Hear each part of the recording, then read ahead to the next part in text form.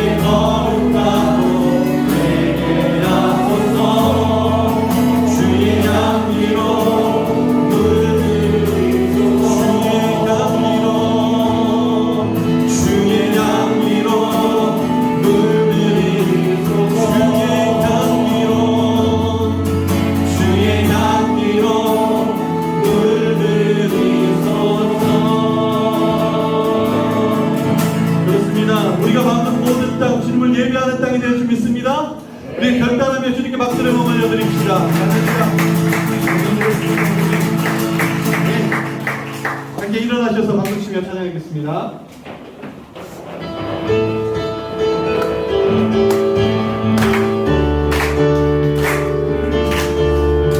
예수님 좋으시죠?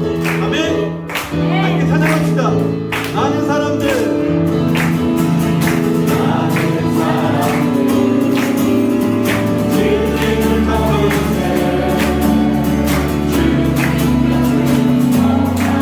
주님 만났을 때 기억해볼까요? 내가 만나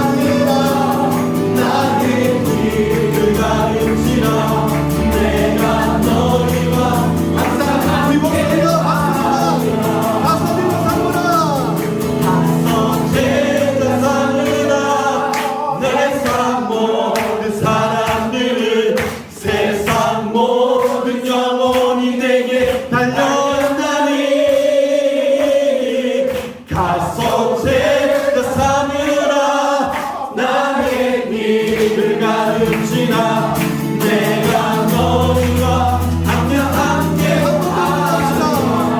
가소새 삼으라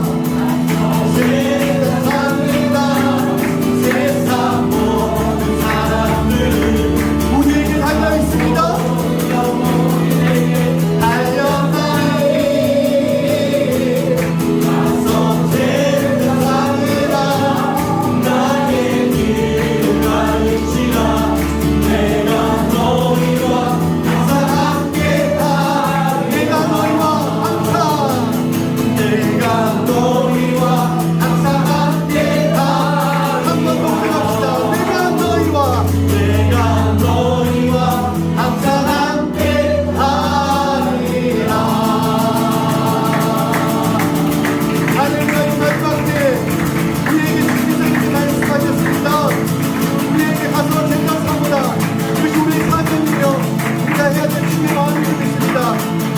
결단한 자가 크게 박수를 보여드립니다.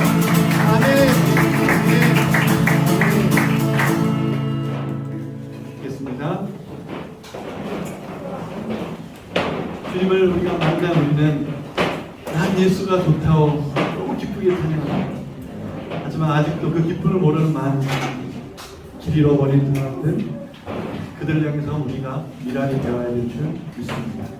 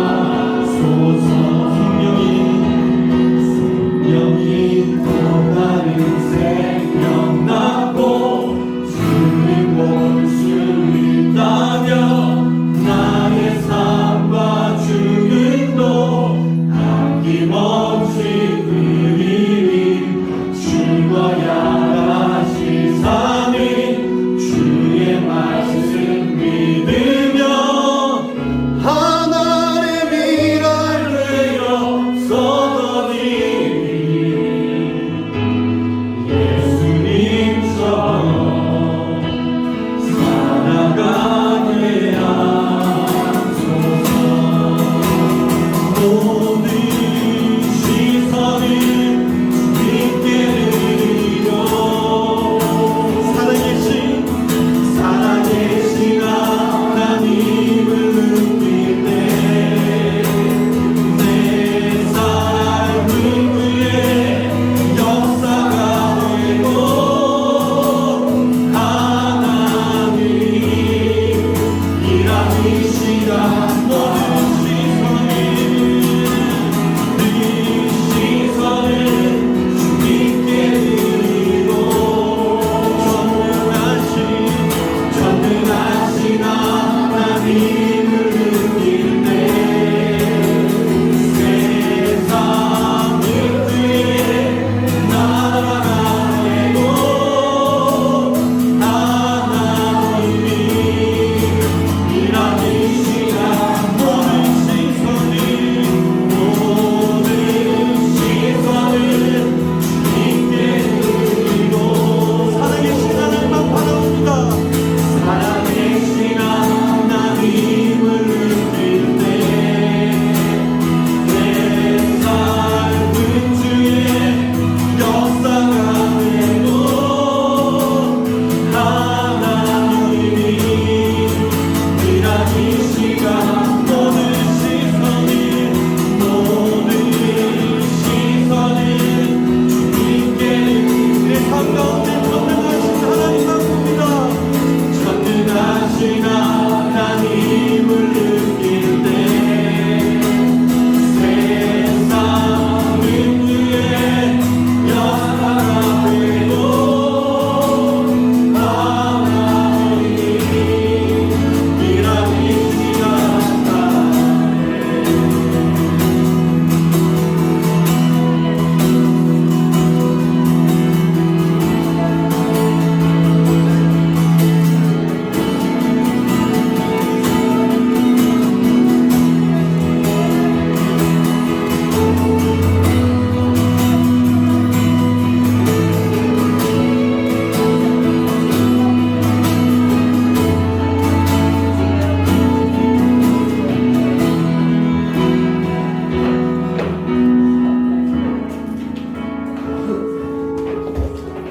오늘 이 시간 주님께서 임재하셔서 영광과 은혜가 넘치는 예배가 되고 한 주간 지치고 힘들었던 우리의 영혼이 위로받고 회복되는 귀한 시간이 되도록 기도하겠습니다.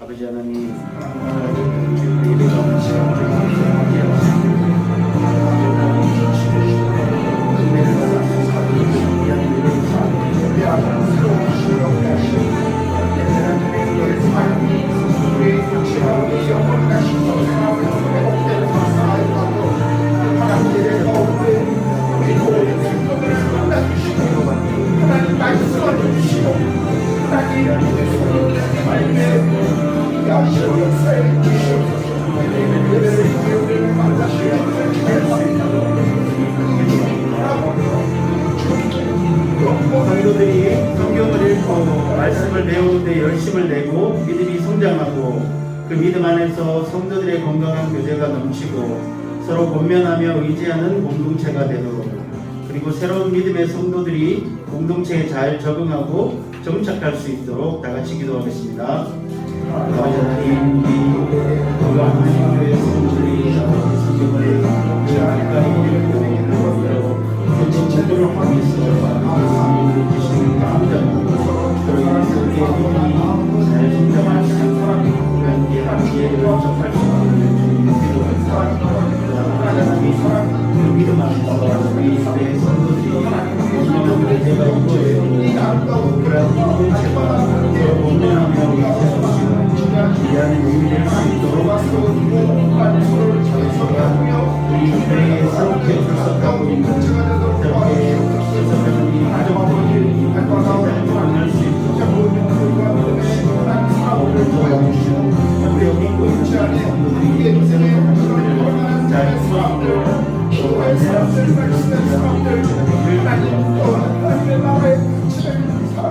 IBS 신학교와 학생들, 바라나시 모아밭 교회와 산제의 전도사님, 인도에 계신 선교사님들, 이 모든 분들의 안전과 건강, 그분들의 사역과 사명을 위해 기도하겠습니다.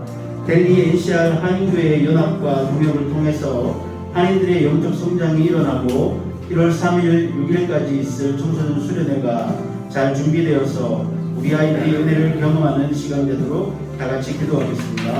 아버지 하나님, IBS 신학교와 학생들 그리고 학생들과 그와 같은 교회와 한인교회를 지켜가면서 하나님의 귀한 신학을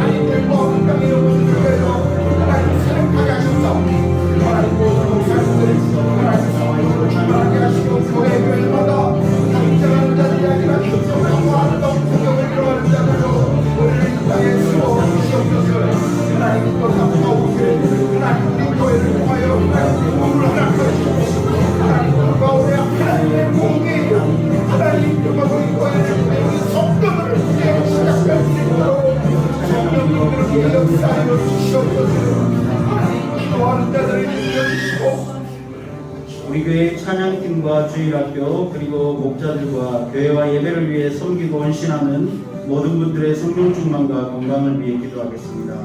그리고 말씀을 전하시는 김기태 목사님께 성령이 충만하시도록 그 말씀 위에 기도하시고 개인의 기도 제목으로 기도하겠습니다.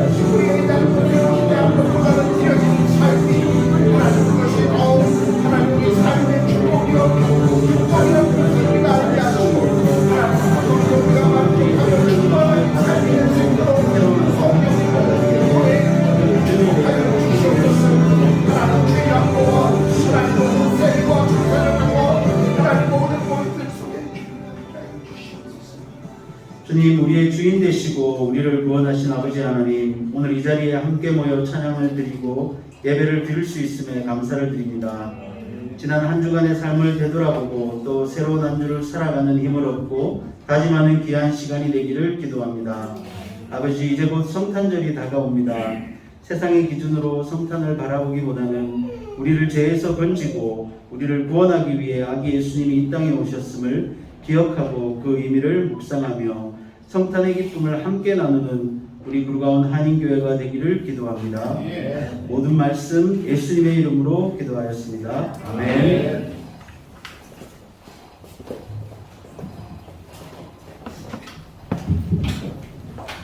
예배 오신 모든 분들을 환영합니다. 우리 좌우 앞뒤에 있는 분들하고 인사할까요? 잘 오셨습니다. 환영합니다. 인사하겠습니다. 우리 지난주에 MBTI 성격 유형 심리 검사를 했습니다. 그래서 오늘 그 결과에 대해서 또 우리 이종삼 목사님이 설명해 주시고 또 그 이후에 이것을 통해서 우리에게 필요한 것이 무엇인지를 또 알려주시는 그런 시간들을 예배 후에 우리가 함께 이 자리에서 식사하고 바로 그렇게 하도록 하겠습니다. 그래서 자신의 성격의 유형이 어떤지 또 이 가족끼리도 알면 굉장히 좋습니다. 아내와 남편의 관계, 또 자녀들과의 관계, 또 직장 속에서도 함께 일하는 사람들과 이런 유형들을 서로 파악하고 알면 훨씬 더 상대방을 이해하고 또 상대방을 격려하고 섬기는데 굉장히 좋은 그런 매개체가 되고 있습니다. 그래서 좋은 시간이 될 거라고 생각되어지고요. 또 기대가 됩니다.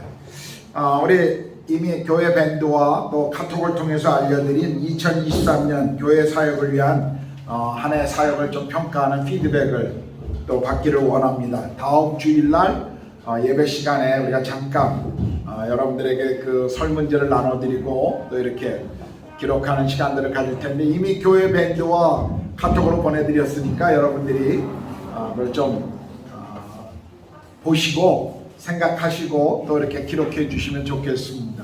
정직하게 기록해 주시면 됩니다. 우리가 성도들이 예배의 그 필요가 뭔지, 또 예배 가운데 기대하는 것, 또 교회를 통해서 더 기대하는 것들이 어떤 건지를 좀 알고 싶어 하는 거니까 여러분들이 꼭 그렇게 해주시면 좋겠습니다.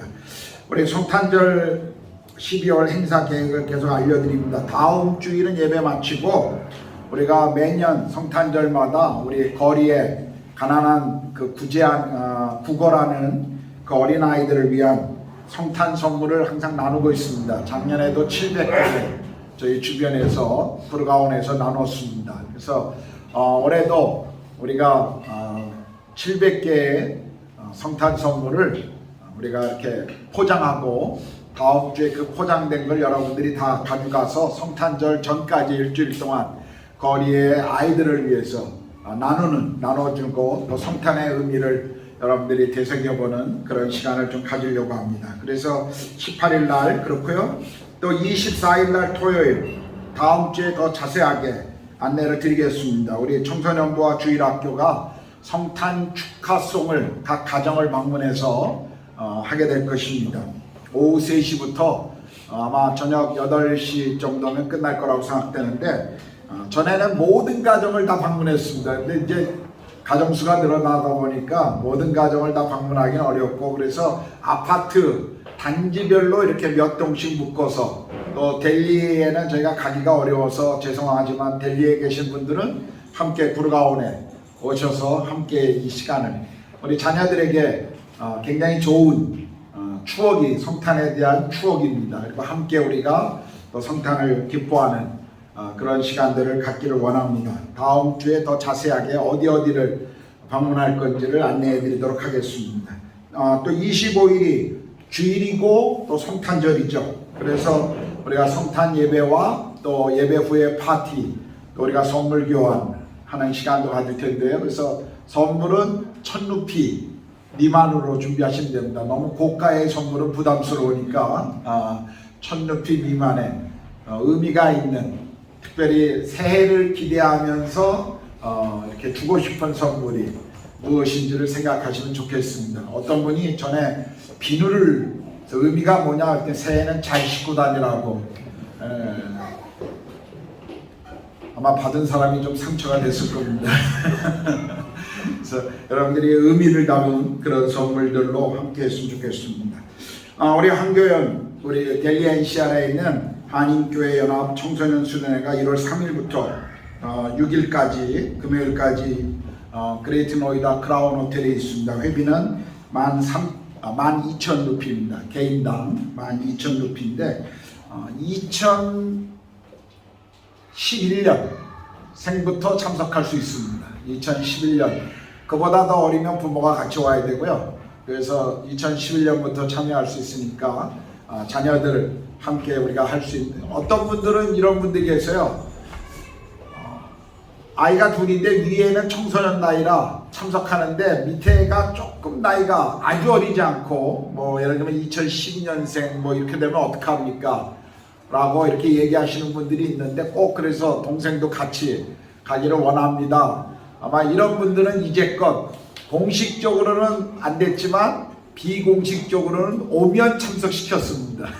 그래서 여러분들이 좀 생각하시고 자녀들을 함께 보내주셨으면 좋겠습니다. 이번 주에 여행하고 또 한국 방문한 우리 성도들이 아주 많은 것 같습니다. 또 아마 연말에 또 여행이나 아마 한국을 방문할 계획을 갖고 계신 분들은 꼭 가기 전에 목자들에게 알려주시면 우리가 함께 또 안전을 또 여행을 위해서 기도하도록 하겠습니다. 오늘 또 예배에 처음 방문해 주신 분이 계시는데요. 우리 이현영 자매님 어머님이 이렇게 오셨어요. 우리 성아 할머니가 오셨는데 이명희님, 저 뒤에 오셨습니다. 고맙습니다.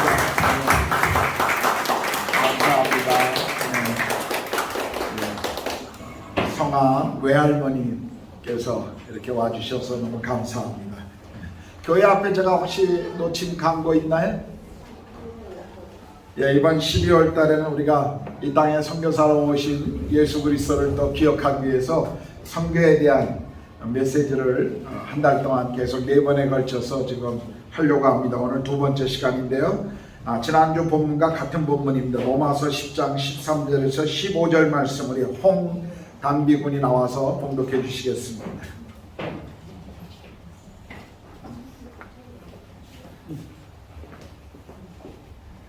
누구든지 주의 이름을 부르는 자는 구원을 받으리라. 그런즉 그들이 믿지 아니하는 일을 어찌 부르리요? 듣지도 못한 일을 어찌 믿으리요?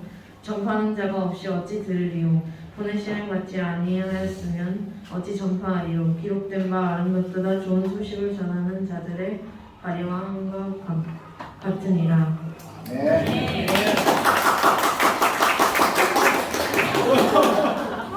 괜찮니? 나야 단단한 사람이다. 예, 찬송가 50장 찬양하시면서 드려진 헌금 봉헌하도록 하겠습니다.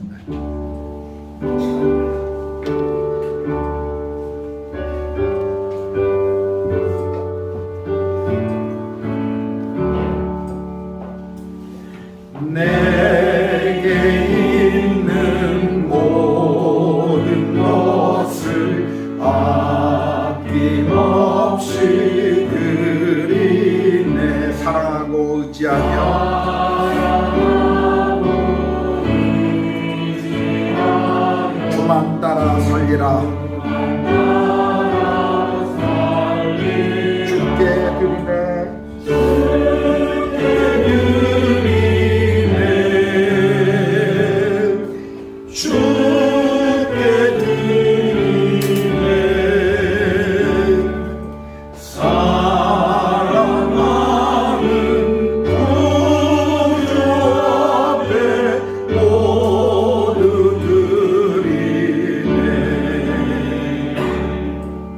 하나님, 매일 일상의 삶이 얼마나 귀하고 또 우리에게 주어진 그 시간들이 감사한 시간인지 우리가 그것을 돌아보고 또 이 축복된 시간들 감사할 수 있는 저희 모두가 되도록 하나님 그렇게 인도해 주시옵소서.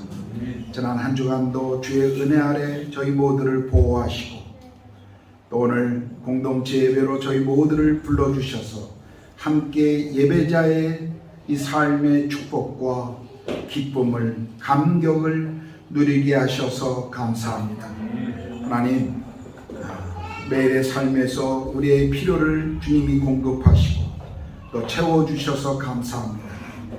하나님, 우리 일상에서 정말 우리 삶의 주인이 하나님이심을 늘 저희들이 기억하게 하시고 시편 기자의 고백처럼 여호와가 나의 기업의 분깃이라고 하는 하나님 한 분으로 만족한다고 하는 그런 신앙의 고백이 매일 저희들의 고백이 될 수 있도록 하나님 그렇게 저희들의 삶을 인도해 주시옵소서.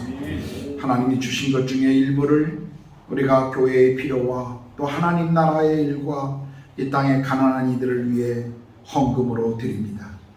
하나님 드리는 손길 가운데 주께서 복의 복을 더하시고 하늘에 정말 영원한 상급과 이 땅에 기름진 것으로 채우시고 또 이 물질이 사용되어지는 곳마다 하나님의 영광과 복음의 역사가 일어나도록 주님 함께해 주시옵소서. 물질이 우리 인생의 주인이 아니라 하나님이 우리 삶의 주인임을 우리가 헌금을 드릴 때마다 고백합니다. 하나님, 우리의 삶에 무엇이 진정한 가치인지 삶의 기쁨인지를 저희가 매일 주님과 동행하며 알아가게 해 주시옵소서.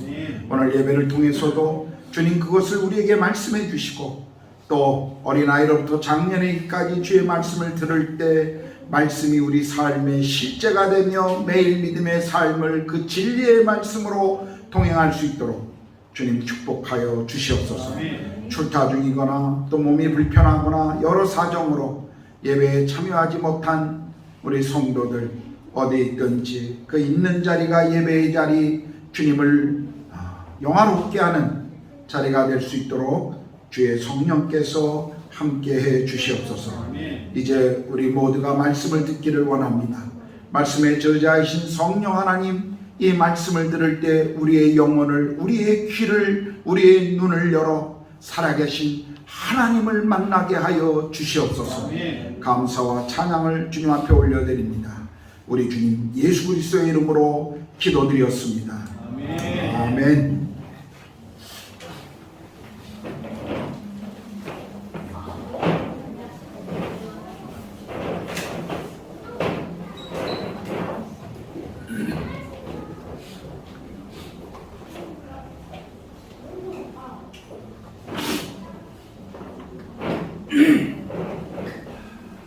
아, 2022년 올해 이 지구촌을 흔든 가장 큰 뉴스가 있다면 아마 2월 24일 제 아내의 생일날 러시아가 우크라이나를 전격적으로 침략함으로 시작된 러시아 우크라이나 전쟁에 대한 뉴스일 것입니다. 이 전쟁이 시작되자마자 많은 이들은 강력한 군사력을 가진 러시아가 쉽게 승리를 쟁취하고 전쟁은 곧 끝날 것이다 라고 예상했었습니다. 그러나 초기 우크라이나의 패배에도 불구하고 지금 상황은 예상을 뒤엎고 우크라이나가 전쟁의 승기를 잡아가고 있습니다. 강력한 군사력을 가지고도 예상 외로 고전하고 있는 이 러시아군은 잘못된 정보력을 통한 자만과 또 그리고 쉽게 이길 것이라고 하는 그런 생각 때문에 보급에 대한 계획을 제대로 세우지 않았다고 합니다. 그래서 전쟁에 나간 군인들에게 제대로 보급품이 전달되지 않자 군인들의 사기는 떨어질 뿐만 아니라 시간이 흐를수록 패배가 더 많이 일어나고 있다라고 전문가들은 말하고 있습니다. 물론 여러 가지 이 전쟁에 대한 승패에 대한 그 정확한 판단은 분석은 여러 가지가 있겠습니다만 일반적으로 지금 일어나는 현상 속에서 이 후방의 보급 체제가 제대로 되어 있지 않은 러시아의 이 어리석음을 군사 전문가들은 말하고 있는 것이죠. 우리가 이 전쟁만 보아도 최전선에 나가 싸우는 군인들에게 이 후방의 보급이 얼마나 중요한가 하는 것을 배울 수가 있습니다. 우리는 지난주 동일한 본문을 통해서 13절 14절에 가야 합니다라는 메시지를 통해 영적 전쟁의 최전선에 가는 선교사들에 대해서 우리는 함께 말씀을 나누었습니다. 오늘은 15절을 통해서 보내야 합니다라는 말씀으로 가는 선교사를 돕는 보내는 선교사에 대한 말씀을 좀 함께 나누려고 합니다. 15절은 이렇게 말씀하시죠. 보내심을 받지 아니하였으면 어찌 전파하리요. 이 말씀은 보내심을 받아 가는 선교사가 있다면 그들을 보내는 선교사가 보내는 사람들이 있다 하는 것을 우리에게 보여주고 있습니다. 우리가 사도행전을 읽어보면 사도 바울이 처음 선교 여행으로 선교사로 떠날 때 그는 안디옥 교회의 파송을 받았음을 우리가 알 수가 있습니다. 그리고 선교 여행을 마치고 돌아올 때마다 그는 자신을 파송해준 안디옥 교회로 돌아가서 사역을 보고하고 재충전하는 그런 시간을 가졌음을 또한 우리는 성경을 통해 알 수가 있습니다. 그리고 바울이 선교하는 동안 그가 개척했던 빌립보 교회와 마게도냐 교회들은 이 바울의 선교 사역을 위해서 기꺼이 헌금을 보내주는 그런 역할을 했음을 또한 알 수가 있습니다. 우리는 이런 교회와 성도들을 보내는 선교사다라고 말합니다. 보내는 선교사들은 가는 선교사들만큼이나 중요한 역할을 감당하는 사람입니다. 한 사람의 군인이 전방에 나가서 싸우기 위해서는 후방에서 9명의 병참 지원을 하는 군인들이 필요하다고 합니다. 그만큼 선교도 마찬가지죠. 복음을 전하기 위해서 영적 전쟁의 최전방으로 가는 선교사들이 있다면 그들이 잘 싸우도록 후방에서 선교사들을 돕는, 보내는 선교사들이 필요한 것이죠. 어떤 분이 그렇게 제 대학 시절에 도전했던 적이 있었습니다. 어떤 목사님이 메시지를 하시면서 이런 도전을 저에게 했습니다. 하나님은 성경에 모든 이들을 향해서 열방을 향해 가라고 말씀하셨기 때문에 가야 하는 선교사로 사는 것은 모든 이에게 주신 명령입니다. 만약 여러분이 가지 않는다면 왜 내가 여기 남아야 하는지 그 하나님의 부르심을 확인해야 합니다. 그 메시지를 듣고 저도 참 여러 날 고민했던 적이 있었습니다. 하나님, 제가 가는 선교사입니까? 아니면 여기 남아있는 선교사입니까? 그것을 가지고 여러 날 고민했던 적이 있는데, 만일 여러분이 지금까지 가는 선교사가 아니라면 적어도 하나님은 지금 여러분을 보내는 선교사로 사용하고 있다는 말씀입니다. 자, 그렇다면 보내는 선교사들은 어떤 역할을 해야 될까요? 첫 번째는 선교사들을 위한 기도입니다. 세계 선교를 위한 기도예요. 선교사들을 위한 이 중보기도, 이것은 선교지에서 하나님께서 일하시는 동역의 가장 중요한 시인 것입니다. 저희 부부가 처음 선교사로 가기로 결정하고 2년 동안 저희 사역의 안식년을 사용해서 단기 선교사로 카자흐스탄에 간 적이 있었습니다. 처음 저희가 선교사로 갈 때 저희를 파송해줬던 부산의 한 교회는 나이가 많은 권사님, 집사님들이 매일 저녁이면 9시에 교회에 모여서 철야로 1시간씩 정해놓고 밤새면서 기도하시는 그런 기도 그룹이 있는 교회였습니다. 저희가 선교사로 갈 때 그분들이 저희 부부에게 약속한 적이 있습니다. 목사님이 선교지에 머무는 동안 저희는 특별히 목사님의 두 아이를 위해서 기도하겠습니다. 아이들을 위해서 저희가 책임지고 기도하겠노라고 그분들이 약속해 주셨습니다. 저희가 2년 후에 돌아왔을 때 그분들이 우리 아이들이 커가는 그 모습, 기도 가운데 바라봤던 우리 아이들을 보며 감격스럽게 저희 아이들을 품에 안고 우시는 그 모습을 제가 보면서 우리 아이들이 선교지에서 아름답게 자랄 수 있었던 이유가 바로 이분들의 기도 때문이라는 것을 저는 깊이 느낄 수가 있었습니다. 그 이후에 제가 다시 장기로 카자흐스탄에 선교사로 갈 때 제가 저를 파송해줬던 교회는 중보 기도실을 가지고 있었던 교회였습니다. 그 중보 기도실에는 많은 분들이 교인들의 기도뿐만 아니라 선교사들의 기도 제목을 가지고 늘 기도하는 분들이 그곳에서 있었습니다. 저는 파송교회를 방문할 때마다 제일 먼저 제가 찾아간 것이 바로 그 중보기도실 사무실이었습니다. 그곳에서 우리 선교사들의 기도 제목을 가지고 매일같이 기도해 주셨던 그분들의 기도를 저는 감사하지 않을 수가 없었습니다.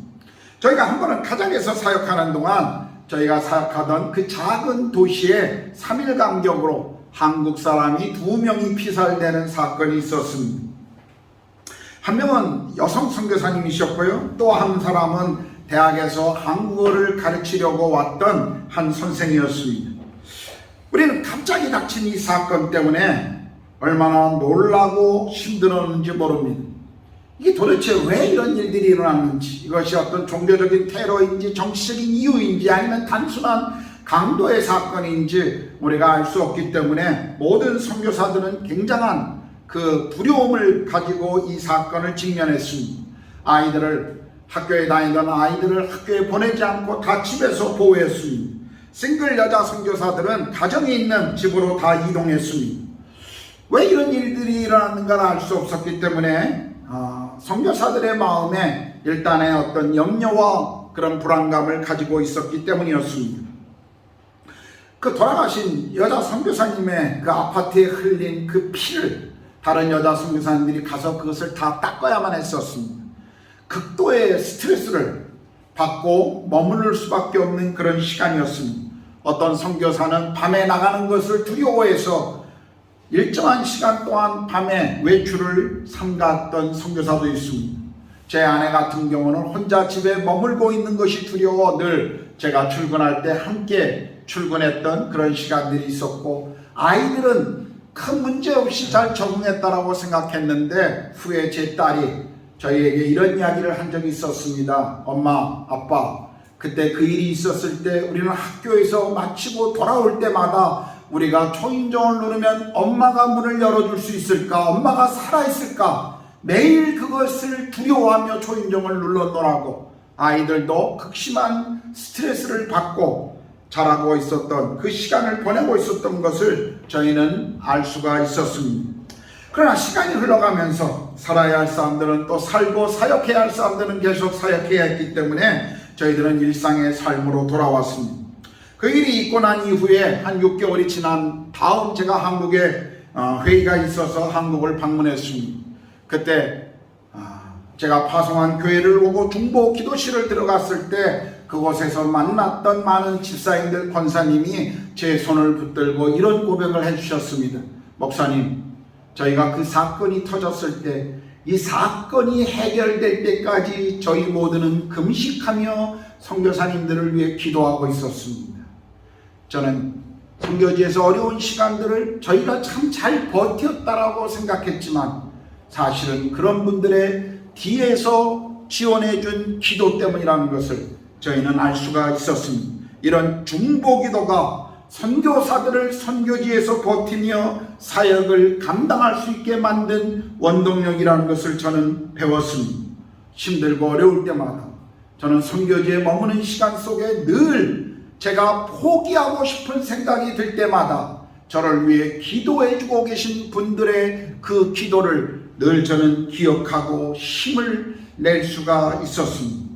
기도는 오늘 선교지에서 사역하고 있는 모든 선교사들의 가장 큰 지원이요 또 힘이라는 사실을 여러분 잊지 않았으면 좋겠습니다. 현대 선교의 아버지라고 하는 윌리엄 캐리를 모두 아시죠? 특별히 인도에 살고 있는 사람이라면 여러분 가능하면 인도에 머무는 동안 콜카타와 또 콜카타 옆에 있는 사하란푸르를 방문하셔서 이 윌리엄 캐리의 사역을 꼭 한번 보셨으면 좋겠습니다. 현대 선교의 아버지 윌리엄 캐리. 그런데 그분의 전기를 제가 읽는데 저자의 서문에 이런 글을 적어놓은 것을 제가 읽었습니다. 사람들은 현대 선교의 아버지 윌리엄 캐리의 업적과 놀라운 사역을 칭송하지만 윌리엄 캐리의 사역이 가능할 수 있었던 원동력에 대해서는 잘 알지 못합니다. 이 이야기의 배경은 그렇습니다. 인도에서 수많은 아픔과 고통 속에서 놀라운 사역과 아름다운 열매들을 이루었던 윌리엄 캐리, 그리고 윌리엄 캐리와 함께했던 콜카타의 3인방, 많은 사람들이 그들을 알고 기억하고 있습니다.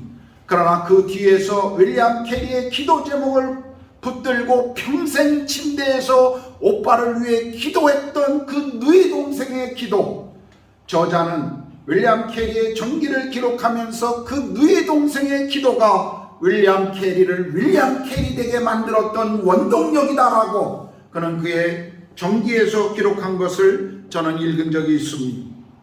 오늘 이 지구촌에 선교사를 가장 많이 파송한 단체는 미국의 침례교회입니다. 미국 침례교회가 세계에서 가장 많은 선교사를 지금도 파송하고 있습니다.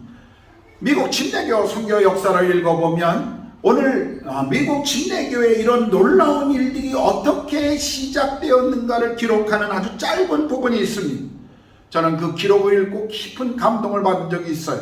메리 웹이라고 하는 한 여인을 그 책은 소개하고 있습니다. 보스턴 제1침례교회 성도였습니다. 그는 18살 때 교회의 목사님이 전해주는 복음을 듣고 예수님을 만났습니다. 중생을 체험해 거듭남을 체험했습니다.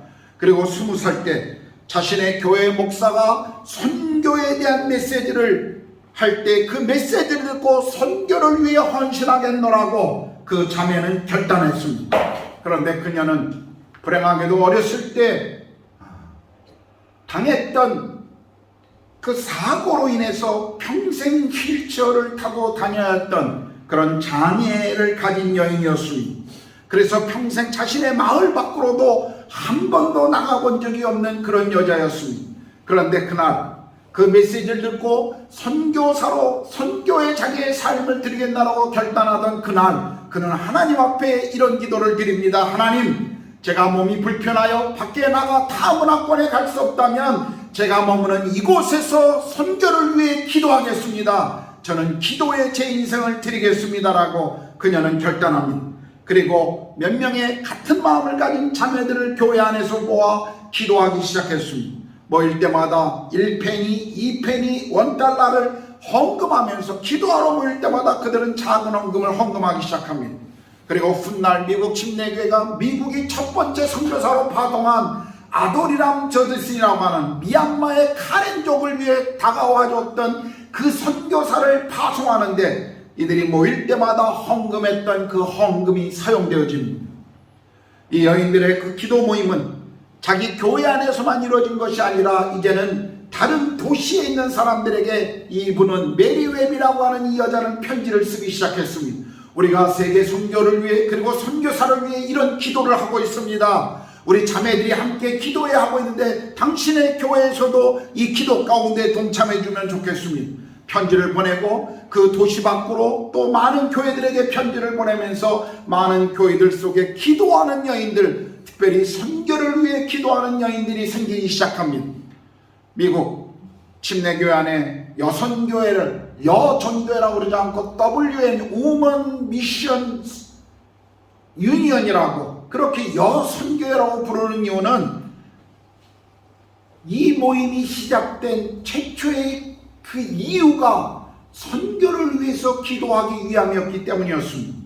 저는 미국 침례교 선교 역사를 기록하는 그 저자가 그 책에 이런 얘기를 써놓은 것을 듣고 그 읽고 제가 참 마음에 감동을 받았어요. 오늘 세계의 수많은 침례교회를 통해 사랑의 복음의 사랑의 빚을 진 사람들은 다 메리 웹이라고 한 자그마한 여인의 기도에 빚을 진 것이다라고 그 사람에게 빚을 졌노라고 기록한 미국 침례교회가 세계의 선교에 동원하게 만든 그 헌신의 원동력은 바로 한 여인, 평생 휠체어를 탔던 이 메리 웹이라고 하는 이 여인의 기도 때문이라고 기록한 그 글을 저는 읽었습니다. 기도가 얼마나 중요한 힘인지 모릅니다. 한 번은 제가 한국에서 어떤 선교 모임에 설교하러 간 적이 있었습니다. 설교를 마치고 내려오는데 한 여자 중년의 여성분이 집사님이 제 이름을 부르며 아주 반갑게 저를 맞이해 주는 것이었어요. 사실 저는 그분을 누군지 잘 모릅니다. 목사고 선교사다 보니까 참 많은 교회를 방문하고 많은 사람들을 이렇게 만나다 보니까 대부분 가까이 지내지 않은 사람들은 잘 몰라요. 그러니까 저희들은 습관적으로 누가 와서 인사하면 그러고 웃으면서 이렇게 이야기할 수밖에 없었는데 정말 내가 언제 이분을 만난지 모르는 분인데 저에 대해서 너무 잘 알고 계시고 저희 아이들에 대해서 너무 잘 알고 있는 거예요.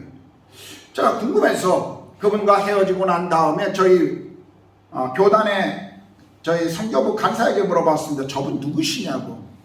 그랬더니 저희 교단 간사가 저에게 이렇게 설명해 줬습니다. 매주 목요일마다 안양에 있는 갈멜산 기도원이라는 곳에 저분은 저녁 식사를 하면 매주 목요일마다 올라가서 철야로 선교사들, 우리 교단이 발행하는 선교사들을 위한 그 기도 제목, 그 기도 책자를 가지고 목요일마다 갈멜산 기도원에 올라가서 기도하는 분이시라고 그렇게 저에게 이야기해 줬습니다.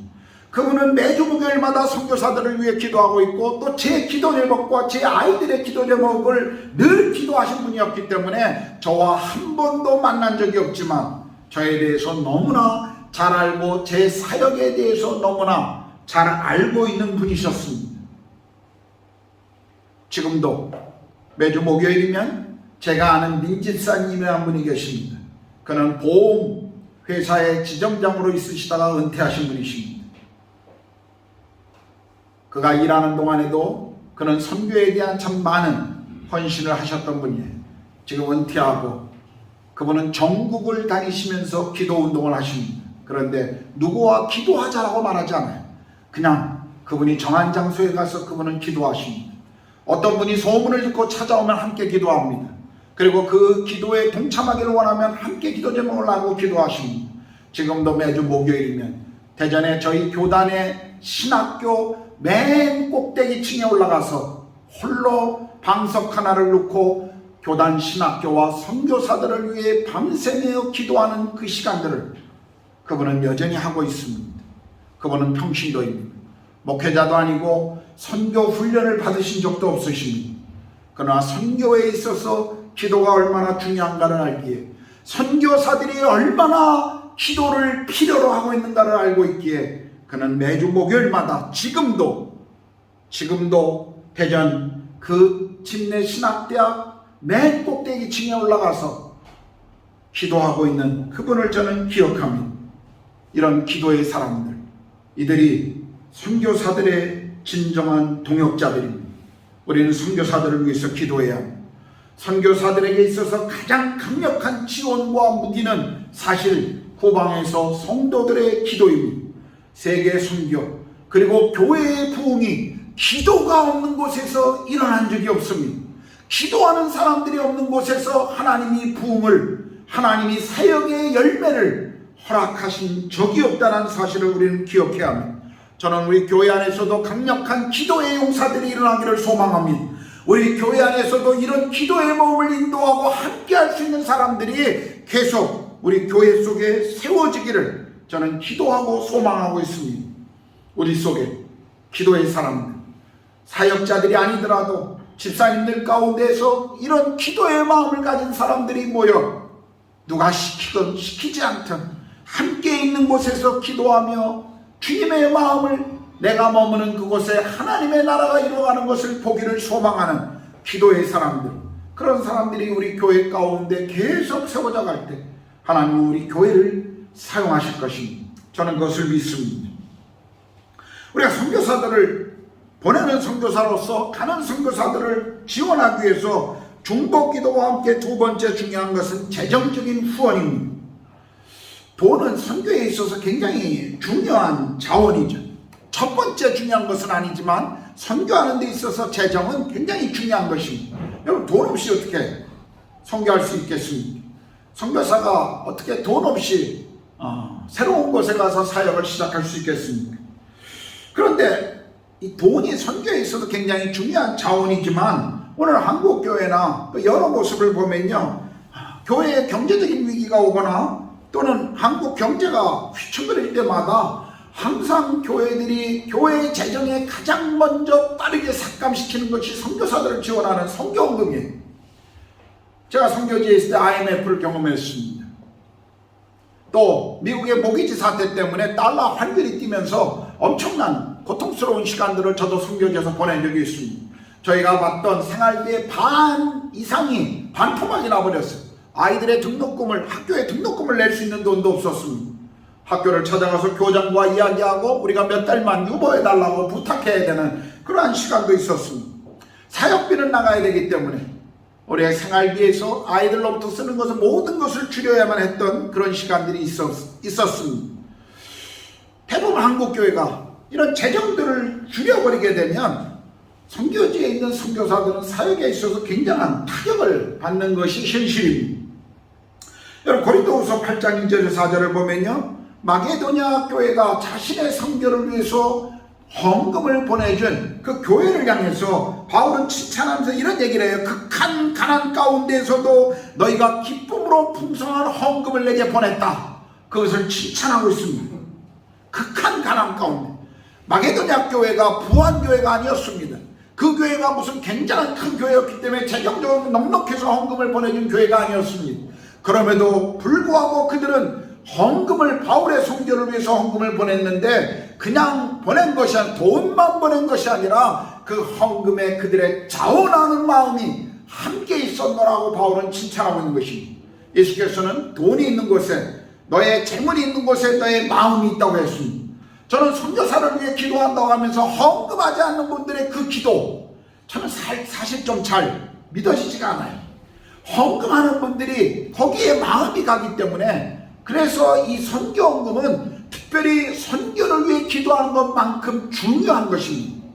단순히 선교사들이 돈이 필요하기 때문이 아니라 그 선교를 위해 기도하는 내가 어떤 태도로 이 선교를 하고 있는가를, 헌금을 우리가 하고 있느냐 안 하고 있느냐를 보면 알 수가 있습니다.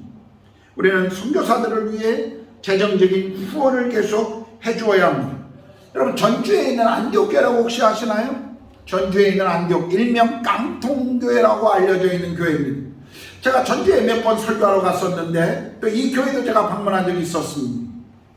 택시를 타고 역에 갈 때 전주 안디옥교회를 갑시다. 그러면 기사들이, 이 교회를 믿지 않는 기사들이 굉장히 칭찬을 하더라고요. 이 교회가 하고 있는 여러 복지와 또 전주시를 위해서 쓰고 있는 재정이나 이런 것들에 대해 택시 기사들이 할 정도로 굉장히 칭찬하는 것을 제가 많이 들었습니다. 이 교회는 지금은 뭐 옆에 이렇게 큰 빌딩도 하나 져놨습니다만 오랫동안 교회가 수천 명의 그런 성도들을 가지고 있는 동안에도 이 교회는 천막과 막사 같은 이런 깡통교회에서 계속 예배를 드렸어요. 이 교회의 이동희 목사님이라는 분이 지금 은퇴하셨습니다만 이분이 목회를 하는 동안 얼마나 많은 선교사들이 이 교회의 지원을 받았는지 모릅니다. 저희 카자흐스탄에도 이 교회에서 지원받아 나온 선교사들이 굉장히 많이 있었어요. 이 교회에 대해 쓴 책이 2권이 있습니다. 우리가 서점에 가면 이 안디옥 교회를 소개하는 책이 2권이 있는데 그 교회 목사가 쓴 것이 아니에요. 다른 분들이 이 교회를 쓴 건데 그 중에 그 교회를 오랫동안 출석했던 한 집사님이 쓴 글을 읽다가 제 마음에 아주 큰 도전이 되었던 글이 있었습니다. 전주 안디옥 교회 그들의 마음 가운데 누가 외치지 않아도 가지고 있는 한 가지 다짐이 있답니다. 그것이 뭐냐면 세계 선교를 위해서 우리가 불편하게 삽시다라는 거예요. 세계 선교를 위하여 우리가 불편하게 삽시다. 이 교회는 오랫동안 에어컨이 없었습니다. 겨울에 히터가 없었어요. 물론 지금은 에어컨과 히터가 설치되어 있습니다. 오랫동안 교회의 사무원 외에 아무도 유급 직원을 주지 않았습니다. 교회 청소나 교회의 모든 것들을 성도들이 돌아가면서 책임을 지고 했던 교회입니다. 왜냐하면 그 모든 자원을 선교를 위해 최우선으로 쓰기로 결정한 교회였기 때문이었습니다. 세계 선교를 위해 불편하게 삽시다. 이것이 이 교회의 슬로건이었고 하나님이 이런 교회를 통해서 온 열방을 향해 참 많은 일들을 행하셨다는 것을 저는 압니다. 저를 인도에 파송할 때 파송해준 제 친구 목사 교회가 있습니다. 수원에 있는 형제교회라는 교회인데요. 이 교회의 슬로건이 뭔지 아십니까? 선교하다 가난한 교회가 됩시다. 선교하다 가난한 교회가 됩시다. 기꺼이 선교를 위해서 자신들이 조금 불편하고 자신들이 내려놓을 수 있는 것들을 기꺼이 내려놓자고 하는 그런 다짐을 우리는 볼 수가 있습니다. 선교가 정말 교회를 세우신 목적이요 이유라면 우리는 남은 재정을 가지고 선교하는 것이 아니라 모든 우선순위를 선교에 두고 있어야 할 것입니다. 저는 우리 성도들에게 가는 선교사만 아니라 보내는 선교사로서 가는 선교사들과 동일한 그런 책무와 헌신이 여러분의 삶에 있기를 기도합니다. 선교사들을 위해 기도의 지지뿐만 아니라 선교를 위해 기꺼운 마음으로 여러분이 헌금에 동참하시면 좋겠습니다. 정기적인 헌금을 여러분의 그 일정한 재정에 사용하시고 헌금해 주십시오. 그런 헌금들, 우리 교회가 선교를 위해 들어온 모든 재정들을 한 번도 다른 목적으로 써본 적이 없습니다. 선교를 위한 재정들 늘 선교를 위해 흘러가도록 사용합니다. 모든 절기연금은 선교를 위해 우리는 이제까지 지난 11년 동안 한 번도 빠짐없이 그렇게 사용해 왔습니다. 교회가 왜 하나님이 여기에 우리를 세우신 이유가 무엇인지를 저도 알고 성도들이 알고 있기 때문에 우리는 이 일을 계속해 나가고 있는 것입니다. 여러분, 새해가 시작될 때마다 여러분이 한 해를 기도하면서 여러분의 삶을 계획할 때 다른 것도 중요하지만 세계 선교를 위해 내가 무엇을 할 수 있는가를 특별히 재정적인 부분에 있어서 결단하고 그 일들을 해주셨으면 좋겠습니다. 선교사들은 필요합니다. 얼마나 많은 선교사들이 인도 안에서도 재정적인 어려움 때문에 힘이 드는지 모릅니다. 물론 넉넉한 선교사들도 있습니다. 그러나 제가 아는 대부분의 선교사들은 삶의 사역의 넉넉함을 가지고 있지 못합니다. 여러분들 기도가 그리고 이 헌금에 대한 지원이 필요합니다. 자, 우리가 보내는 선교사로서의 세 번째 중요한 책무는요, 우리 모두가 선교 동원가로 살아야 한다는 것입니다. 여러분, 저는 기도할 때마다 또 여러분들과 말씀을 나눌 때마다 참 이 표현을 많이 씁니다. 우리가 머무는 이곳이 우리의 땅끝입니다. 저는 늘 그렇게 믿습니다. 제가 인도에 지금 구르가온이라는 곳에 머물고 있다면 여기가 저의 땅끝이에요. 여기가 저를 부르신 부르심의 소명의 자리입니다.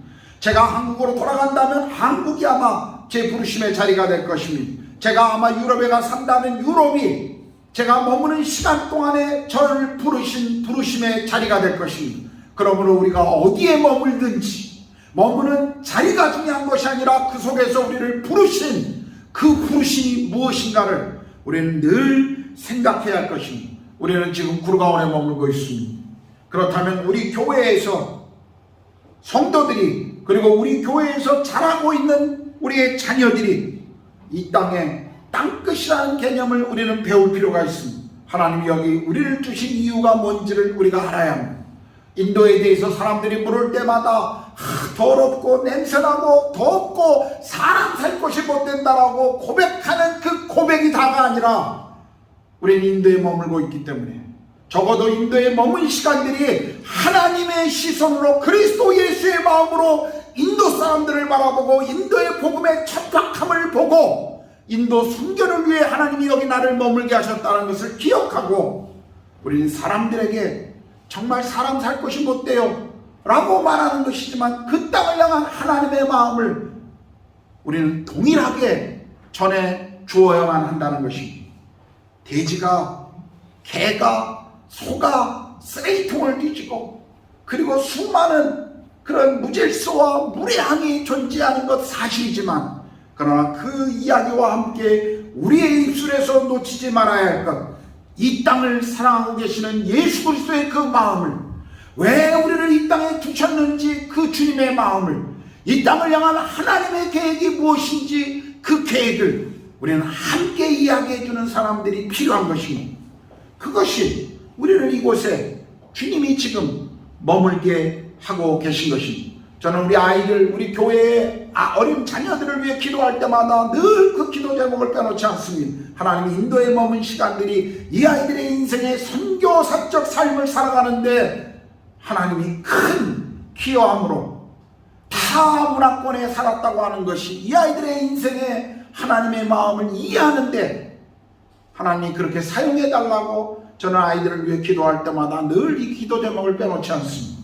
여러분이 부모로서, 또 하나님을 알고 있는 부모로서, 복음을 알고 있는 부모로서 우리 아이들에게 동일한 마음을 가르치셔야 합니다. 인도 땅을, 그리고 이 땅을 걸으시면서 이 땅을 향해 눈물 흘리고 계시는 그 주님의 시선, 그 주님의 마음을 우리는 아이들에게 가르쳐야 할 것입니다. 그것이 우리를 이 땅에 주신 이유일 것입니다. 여러분, 오스왈드 스미스 목사를 한번 아시나요? 제가 대학 시절에 이분의 책을 그래도 신앙이 있는 사람이라면 다 읽었습니다. 구령의 열정, 선교사로 가려면, 뭐 이런 책들 이분이 쓰신 책인데요. 캐나다 토론토에 피플스 처치라고 하는 교회의 목사님이십니다. 이분은 선교사로 가기를 원하셨어요. 본인이 선교사로 가기를 원하신 분인데 건강상의 이유 때문에 선교사 인터뷰에서 떨어집니다. 그래서 선교사로 갈 수가 없어요. 원했지만 갈 수가 없었어요. 그래서 교회 목회로 하나님의 부르심을 바꿉니다. 그분은 목회를 하시면서 이런 결단을 했어요. 선교지에 선교사로 갈 수 없다면 선교를 위해서 내가 이곳에서 선교사적 삶을, 그리고 선교사를 동원하는 그 사역에 내 자신을 드리겠다. 그는 그렇게 결심합니다. 그분이 사역했던 피플스 처치는 그 당시 세계에서 한 교회가 가장 많은 선교사를 파송한 교회가 됩니다. 한 사람이 자신이 갈 수 없는 그 일을 보내는 역할을 하겠다고 결심했을 때 얼마나 하나님이 그를 통해서 일하시는지 우리는 경험합니다. 그분의 책에 그분은 이렇게 말씀하셨어요. 한 마을에 한밤중에 불이 났는데 내가 물동이 물을 담아 불을 끄려고 하는 것도 중요하지만 불이야 하고 소리쳐 사람들을 깨워 함께 불을 끄는 것이 중요합니다. 무슨 말인지 이해하시겠죠?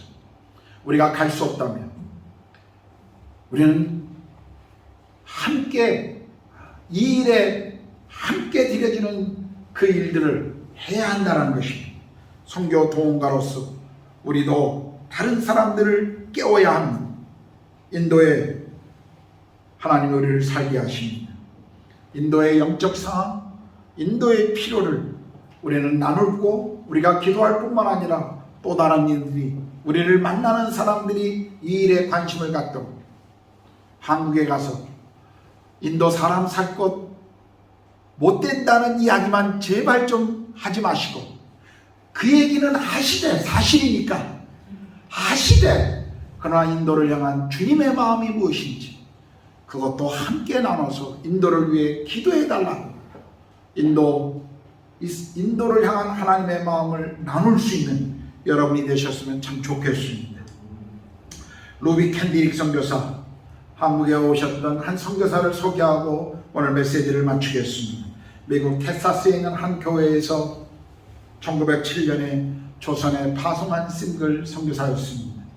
24살의 나이로 조선에 와서 급성 맹장염을 얻어 25살 초반에 조선 땅에서 죽습니다. 그녀의 이 소천 소식이 그녀의 모교인 텍사스 웨딕 교회에 알려졌을 때 주일 예배는 온통 울음바다였습니다. 담임 목사는 강대상에서 말을 잊지 못했고 그녀의 부모들 그리고 그녀를 알고 함께 신앙생활했던 친구들 그녀의 죽음을 애도하며 모두가 다 눈물을 흘렸습니다. 그런데 그녀의 유언이 그 교회에 들려집니다. 만일 내가 죽거든 조선을 위해 20명, 30명, 50명의 선교사들을 더 보내달라는 것이었습니다. 이 소식을 들은 미국 텍사스의 웨딕 교회의 젊은이들 가운데 20명의 젊은이들이 조선 땅을 위해 가겠노라고 그날 예배 가운데 결심하고 헌신했습니다.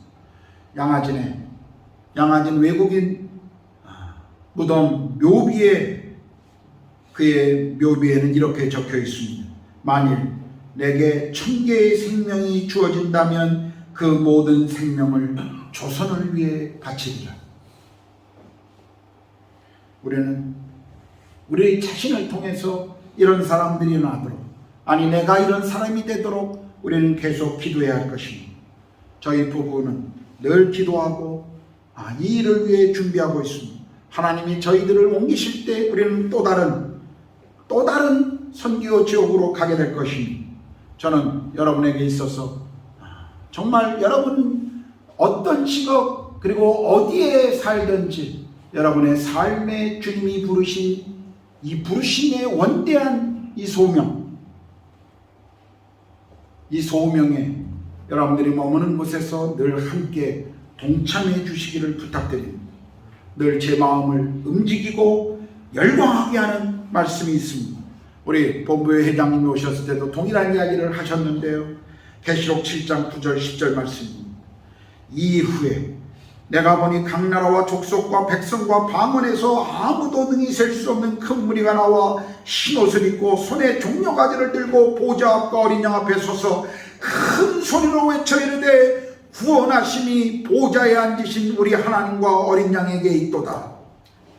우리는 어느 날 주님의 보좌 앞에 서게 될 것입니다. 우리는 어느 날 천국에서 그 영광스러운 주님을 만나고 그 자리에 함께한 성도들과 함께 찬양을 주님 앞에 드릴 것입니다. 그런데요, 그날 우리는 동일한 것을 보게 될 거예요. 우리가 기도했던 사람들, 우리가 기도했던 민족들, 우리가 기도해준 선교사들을 통해서 주께 돌아온 민족들, 그 민족들을 보며 함께 우리는 즐거워할 것입니다. 저는 어제 남편을 읽고 그 남편을 회상하면서 한 책을 쓰고 있는 한 사모님으로부터 부탁을 받았습니다. 저하고 아주 친했던 형이었습니다. 그 형에 대한 추억을 좀 그 책에 놓기 위해서 한 2페이지 정도만 좀 적어달라고 제가 어젯밤에 그 글을 적으면서 과거를 회상하면서 참 많은 재미있고 아름다운 시간들을 보냈습니다. 그런데요, 그분이 대전에서 개척하고 목회할 때 교회도 어렵고 힘들었지만 그 교회가 가장 최우선으로 했던 것 선교사를 파송하는 것이었습니다. 그 교회가 보냈던 두 선교사가 카자흐스탄의 1호, 2호 선교사입니다. 지난번에 오셔서 메시지를 전했던 우리 주민회 회장이 그 교회가 파송했습니다. 파송할 교회가 없었을 때 교회가 힘을 다해 힘에 지나도록 선교사를 보내놓고 그 선교사를 후원해 주었습니다. 교회가 늘 카자흐스탄에 와서 기도하고 그 땅을 밟고 그 땅의 형제들을 섬겨 주었습니다. 저는 어제 글을 쓰면서 그런 이야기를 적었습니다. 선교사들 사역에 그 많았던 열매, 카자흐스탄에 단 한 명의 알려진 바 그리스도인 없다라고 했던 그 민족 속에 오늘날 수많은 그리스도인들을 일으켰던 그 축복, 어느 날 천국에서 우리는 보게 될 것입니다. 그들이 이 형을 향해서 당신의 수고와 눈물과 헌신이 이 민족을 이렇게 축복했노라고 하는 그 고백을 우리는 보게 될 것입니다라고 하는 그 글을 쓰면서 제 마음에 저도 함께 감동의 시간을 보낼 수밖에 없었습니다. 여러분, 우리는 어느 날 보게 될 것입니다. 천국에서 주의 보호자 앞에서 구원받아 그 구원의 감격 가운데 노래하며 찬양하는 수많은 성도들, 그 성도들 가운데 나도 함께 한다는 그 감격 가운데 우리는 찬양하는 그 시간을 보게 될 것입니다. 그런데 그 찬양의 자리에서 우리는 한 가지를 듣게 될 것입니다. 우리를 향해서 어떤 이들이 이런 고백을 할 거예요. 당신이 기도해 줬던 그 선교사를 통해 우리가 주님을 만났습니다. 당신이 헌금했던 그 헌금을 통해 우리가 주님을 만났습니다. 당신이 섬겨줬던 그 섬김 때문에 우리가 주님을 만났습니다. 우리가 이 자리에 있는 이 모든 축복, 당신의 기도와 눈물과 섬김 때문입니다. 하나님, 이들을 축복하소서라고 하는 그 고백을 우리는 듣게 될 것입니다. 저는 그날을 소망합니다. 저는 그날을 사모합니다. 주님, 내가 만났던 사람들, 내가 기도해줬던 사람들, 때로는 세계 지도를 펴놓고 때로는 지구본을 끌어안고 기도했던 그 민족들, 매일 열방의 기도 제목을 안고 기도했던 그 사람들 속에 내가 천국의 주의 보좌 앞에서 만나게 될 그 사람들, 저는 그날을 소망합니다. 여러분, 그 소망 가운데 함께 보내는 선교사로의 그 책무를 다 하지 않으시겠습니까? 여러분의 삶에 주님은 그것을 기대하십니다. 기도하겠습니다.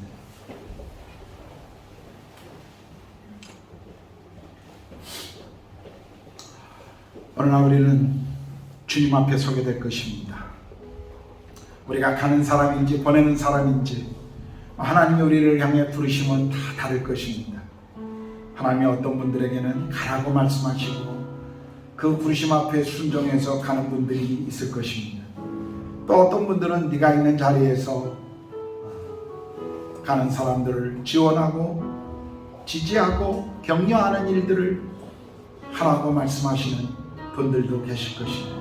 우리가 가든지 보내든지 우리에게 중요한 것은 우리가 있는 자리에서 주님이 부르신 그 부르심에 순종하는 삶입니다. 오늘 여러분에게 지금 주님이 요구하시는 삶의 순종은 무엇입니까? 하나님이 지금 요구하시는 삶의 순종, 여러분이 기도해주고 여러분이 헌금을 보내줘야 될 선교사들이 있습니까? 하나님이 생각나게 하시는 사람들이 있나요? 선교의 현장이 있나요? 하나님 말씀하신다면 여러분 그대로 순종하시고 또 그 길 가운데 여러분들이 따라가면 좋겠습니다. 잠깐 오늘 말씀을 기억하시면서 하나님, 제가 주님 앞에 이 세계 선교를 위해 지금 있는 자리에서 무엇을 해야 할까요?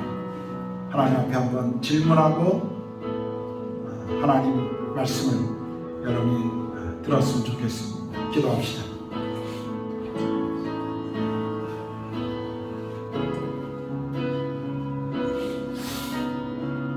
하나님, 제 삶에서 매일의 삶에 주님이 말씀하시는 것을 듣게 해 주시옵소서. 제가 놓치고 있는 제 삶의 어떤 부분들이 있다면 이 일에 내 마음을 놓치고 있는 또 하나님 주신 마음을 잊어버리고 있는 것이 있다면 하나님 다시 제 마음을 돌이켜 주시고 주님이 정말 제 인생 가운데 저희 부부의 삶에 저희 가정에 하나님이 기대하시고 이루시고자 하는 것이 무엇인지를 늘 하나님 볼 수 있도록 주님 하늘을 열어주십시오. 어느 날 주님 앞에 섰을 때 부끄러움 없이 그 영광스러운 찬양의 자리에 후회함 없이 저희들이 설 수 있도록 하나님 그 믿음의 길을 저희들에게 맡겨주신 그 일들을 저희 모두가 감당할 수 있도록 성령님 그렇게 우리의 삶을 다스려 주십시오.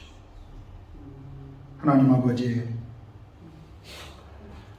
우리 교회가 인도 구루가온에 세워주신 이유, 또 이 땅에서 하나님을 섬기고 예배하는 모든 성도들을 이 땅에 주신 이유, 얼마나 우리가 여기에 몇십 년을 머물지 아무도 우리가 모르지만 그러나 늘 이 땅에 주신 이유를 저희들이 기억하게 하시고 그 책무를 감당하는 저희 모두가 될 수 있도록 하나님 그렇게 우리에게 말씀하시고 우리가 순종할 수 있는 그런 마음을 허락해 주시옵소서.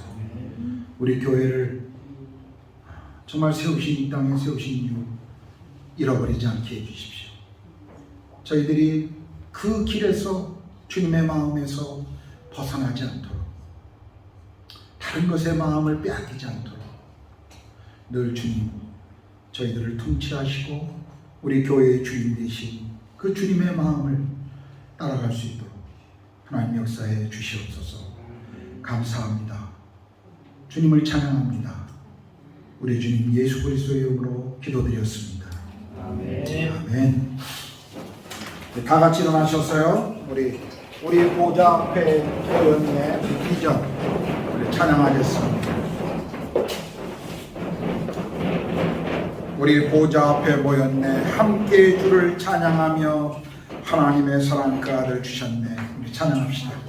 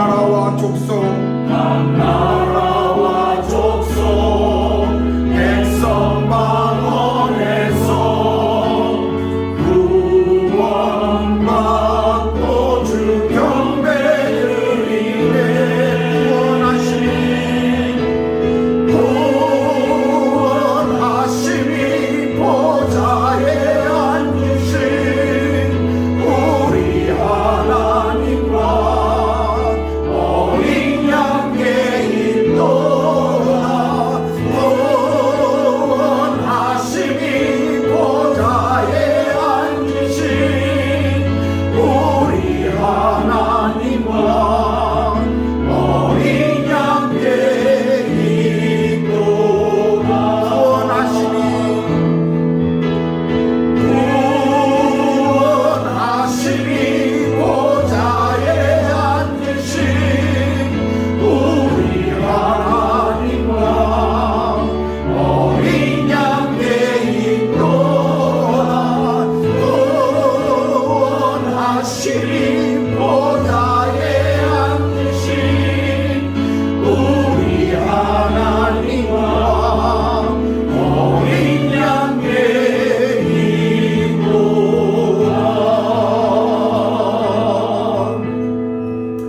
이제는 우리 주님 예수 그리스도의 은혜와 하나님의 그 크신 사랑하심과 성령의 내주하시고 교제케 하심, 또한 주 우리를 부르신 그 부름의 자리에 주를 섬기기를 소망하고 그곳에서 하나님의 나라의 가치를 세워가기를